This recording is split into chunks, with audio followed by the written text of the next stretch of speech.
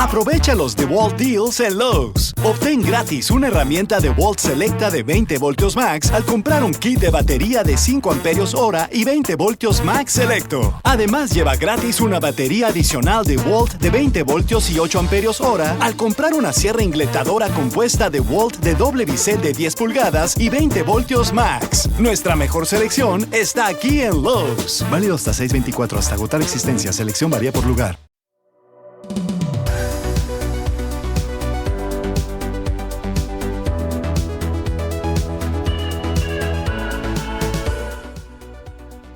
All right, welcome back to another episode of Shifting Schools. Excited that Tricia and I found some time, here it is in June, to reflect a little bit on what has been the 25-26 school year. It's so crazy to think that we are in 2026, headed into the 26-27 school year, Tricia.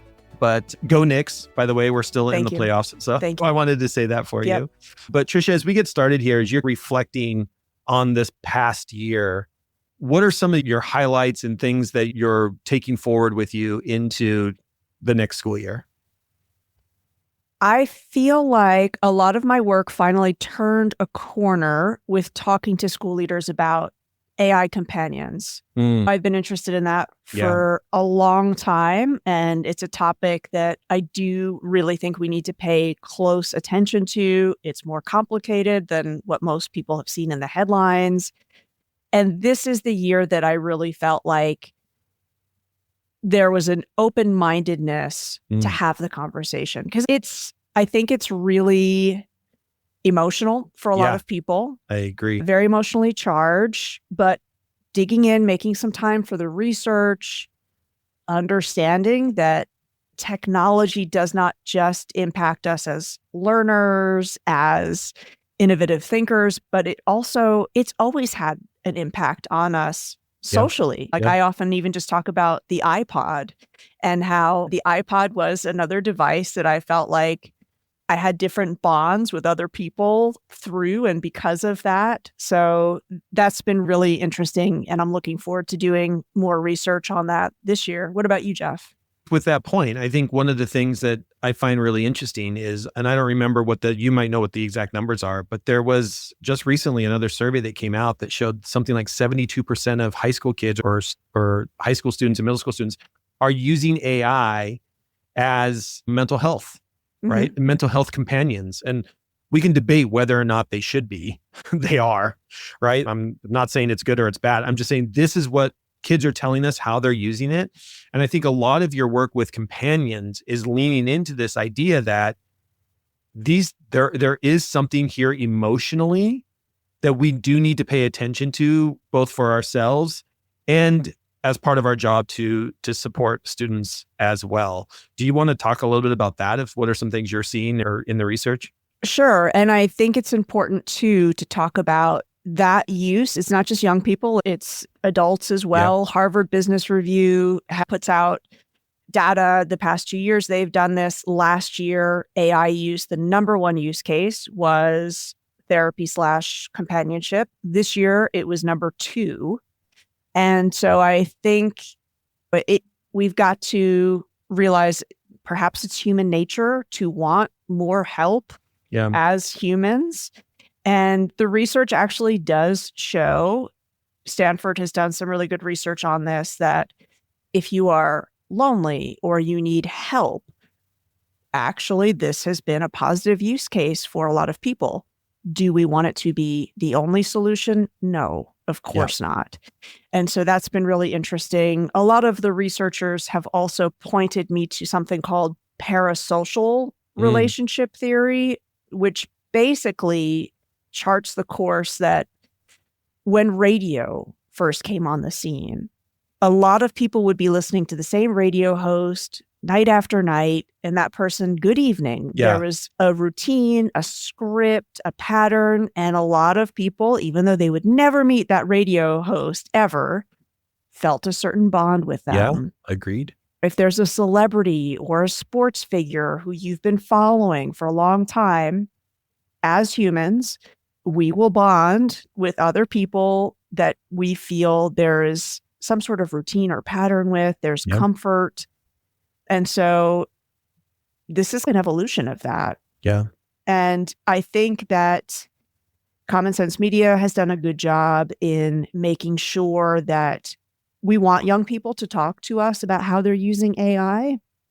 And if we ostracize or we shame them, this is true with one another as well. If it's like, I think that's ridiculous that you would ask AI about this, you're going to shut down the conversation. So their number one tip for parents is try to be non-judgmental if you're talking about this with your child.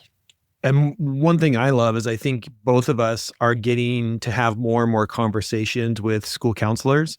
I know that you and I have a webinar coming up this next September with the International School Counselors Association, with all the school counselors around international schools, talking about AI and mental health, talking about some of these ideas of even school counselors. The few I've talked to they're struggling with this idea of, I want to be there to support kids, but I'm having more and more kids coming to me saying, AI told me this, or AI told me that. And how do you have those conversations with students when you don't want to say, don't listen to AI, right? But you have to understand that this is where kids are. And how do we make sure that if they are going to use it and they've decided that they want to use AI for someone to support them, how do we make sure they're using it correctly? And how do we make sure that they still understand that there is a school counselor or loving humans here to support you as well? That again, we want it to be another tool in the toolbox, not the only tool that you use type of ideas. So I'm excited for us to have that conversation with school counselors in September as well. Me too. And again, anybody who is maybe hearing that, and if you're unfamiliar with the topic, you might be thinking, wow, really? School counselors need to talk about this? The APA, American Psychological Association, has AI companionship as one of their seven trends to be paying attention to for this year. So it is a priority. Yeah, it is a priority. I think as I reflect on this last school year, I think there has been more and more conversation around being intentional with school leaders in our AI use at the school. If you haven't heard the term yet, the term that keeps getting thrown around in conversations is shadow AI use. I think more and more school leaders are understanding that if we don't adopt a platform, if we don't come out and say, we are going to all use Gemini and here's the reason why, or we're all going to use Magic School and here's the reason why, that you end up with shadow AI use amongst teachers, amongst staff, amongst students. And when you have a shadow AI use, the problem is people then feel like they've got a dirty little secret. And we talk about, and Tricia, you and I have talked about this, like our support staff, our office assistants who should be leveraging AI to do a lot to support them in doing a lot of the work that they do. We're finding that they're using it, but they don't want to tell anybody they're using it, right? It's this little secret of, I don't want to tell anybody it's helping me write emails back to parents. It's supporting me in writing these memos, or it's supporting me in writing the board minutes at the end of a board meeting. And we have this shadow AI use that I think this last year, we're having more and more school leaders understand that if we don't bring this to the forefront, we're going to continue to have shadow AI use. And if that happens, we also then don't know where that data is going. We can't make sure that people's data are using it appropriately. We all know we shouldn't be uploading personal information into these things. But if you don't have a system in place, how do you make sure? And some people are using ChatGPT, and some people are using Claude, and some people are using Gemini, and some people don't want to use anything. And then now there's just so many different platforms out there. I think as we head into the next school year, we're going to continue to see a move towards making sure that we are being explicit about our AI use in schools across the entire spectrum, not just students and teachers, but our office assistants, our business staff, our central admin, and making sure that we're all on the same page of understanding why we're using AI in a certain way, how we're using it in a certain way, and just having more honest and open conversations. I think we started some of that this school year. My hope is that continues to flow into next school year with a bunch of the conversations that we're having. And guess what? It's like, that is the thing that's remained the same. Honesty, openness, not being judgmental. Yeah. Everybody says everything is changing. And I actually think maybe it depends on how you look at it. Yeah. Because some of the things that we know and maybe have had to learn multiple times are essential values. Those are still very true. Yeah. Jeff, I've mentioned this analogy to you before, so sorry for hearing it again, but a lot of people will say, we don't need to do anything right now. AI is still new. It's still young. And I always make the comparison, sure, it's new, it's young, like a puppy, but it's not just any puppy. This is a large dog breed puppy where if you don't start now and you wait, if I've got a Pyrenees dog and I don't train it when it's small, by the time it's big, too late. It's too late. That's going to be a really big problem for me. And I think you and I are starting to see this in the work that we're doing, is we're starting to see school districts come to us and ask for long-term cohorts. We are doing more and more. And if you're in that place where you're ready to commit, please reach out to Tricia and I. But we have school districts now that are saying we need more than one PD, one-off PD. One-off PD exposes people. But if you want to go deep, if you want to understand how to really leverage this thing across your entire school system, it needs to be sustained. It needs to be sustainable PD. And it's been interesting that it's only been in the last 3 months or so, you and I are starting to see, we have school districts coming to us and say, no, we want something over the entire year, or we're looking at a 3-year rollout. Can you support us with looking at what this looks like? And I think that is just another place of looking at the maturity of where we are. I did this work before when we were rolling out one-to-one programs. There was a difference of going in and saying, here's how you teach when every kid's got a computer, versus, oh, for the next 5 years, we are going to go deep into the pedagogical changes that need to happen to support this technology and the changes in society. I think we're starting to get there now with AI, that we're understanding this isn't an educational issue. This is a societal issue, and it's a pedagogical issue that is going to shift. As I've been telling teachers recently, there is no pedagogy that has been created for the age of AI. You can't just say, oh, I believe in constructivism, or I behave in behaviorism, or I want to teach. No, this is something new. And there's going to have to be a new approach to it. Can we lean on some of those things that we were taught back in our teaching days? Yeah, 100%. But we're going to have to be able to adapt and look further down the road of how learning is changing when you have a tool like this. And what are some of the inherent opportunities in that? I know we can say that, and of course, uncertainty is always scary, but let's also remember there are some things that they've expired. This is a great moment for us to move on. There's some real opportunity. I think whenever people see, oh my goodness, I can actually present way more complex problems for us to work on, that's exciting. That is exciting. That is super duper exciting. We can go after much bigger fish now. Yeah. And I love that mindset, right? That there are things that we all know in the educational system that should have been retired years ago, but we've held on to. And this might be one of those moments where we get to say, is it time to retire that? Is it a time to retire that way of thinking? And I get to ask questions I never got to ask before in my classroom. How exciting is that for me as an educator? Because we just couldn't ask those questions. And I think to me, that's a big part of it. One of the things I've been talking about, and this was yesterday in my keynote down in Tulare County Education, we were talking about this idea that the educational system that we all grew up in, and even ones that most of us, I would say, we went through our pre-service training system with, was built on the idea that information was scarce, right? And that's the entire educational system that we were raised in, is that you had to go memorize things and you had to go find things because information was scarce. You had to go check out books. You had to go to the library. You had to go find it. And part of what you were being evaluated on was your ability to go and find information. Could you find information? Could you make sure that information was relevant? Could you make sure that it tied back to your essential question or whatever it was? Versus the world that we all live in now is not information scarce. It's information overload. And because of that, the skill set now changes of what does it mean to be human? It's not about finding the information. It's about making sense of the information that you have.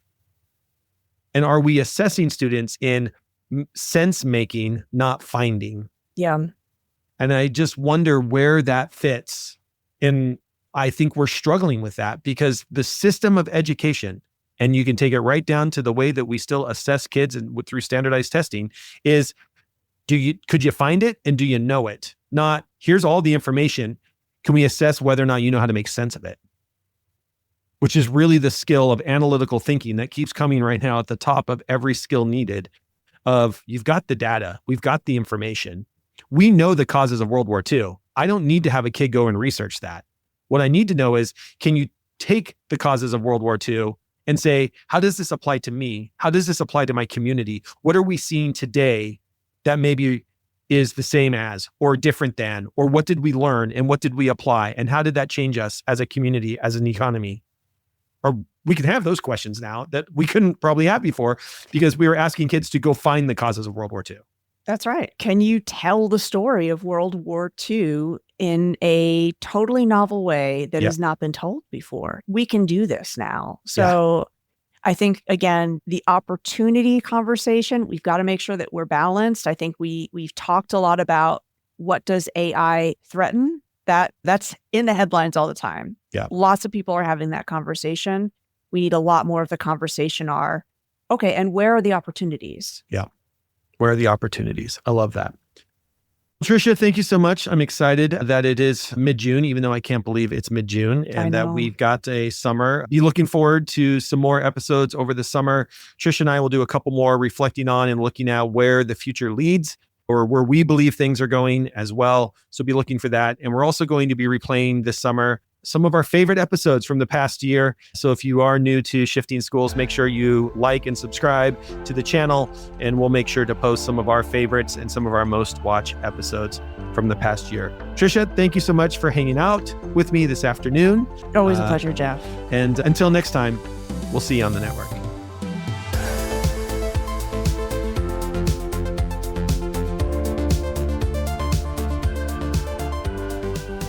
Thanks again for listening, folks. Just a reminder, if you enjoy the conversations on this podcast and you are looking to learn a little bit more with Shifting Schools, you might want to check out our free Substack.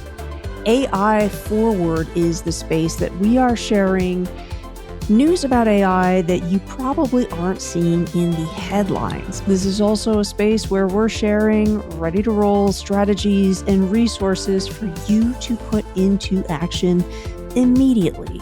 You probably are hearing an awful lot about the idea of being human-centered in this new era of AI.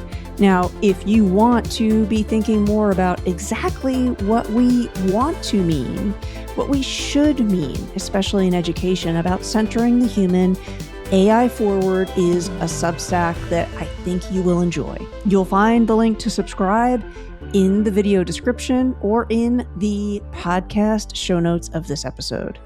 Thanks again. See you next week.